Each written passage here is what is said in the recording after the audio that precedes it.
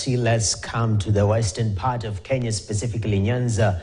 Nyanza region continues to grapple with high malaria prevalence, with some areas reporting positivity rates above 20%. The fight against malaria in this region has been significantly bolstered by donor funding, particularly from international partners such as USAID.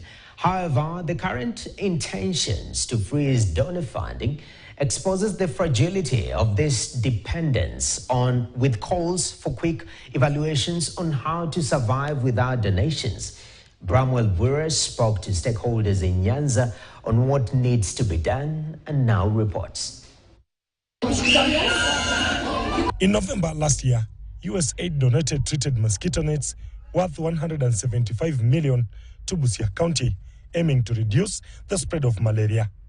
However, the recent move by President Donald Trump to issue an executive order halting U.S. foreign aid funding for 90 days, with the exemption only for military aid to Israel and emergency food assistance, sends shockwaves through global health initiatives, particularly in regions like Nyanza, where diseases such as malaria, HIV/AIDS, and tuberculosis are prevalent. While Trump administration later on indicated that waivers may be granted to continue essential health services, the situation underscores a critical vulnerability. It will hit us hard if we continue to over-rely on assistance from countries like the United States or Europe or Japan. I regret to say that you're right, but it does not mean that we cannot do something about it.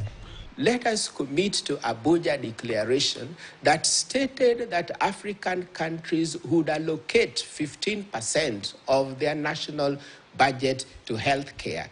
This is in contrast to less than 7% that Kenya now allocates to health. Key stakeholders in governance and health sector believe that Kenyan government must implement effective interventions to reduce reliance on external donors and maintain essential services.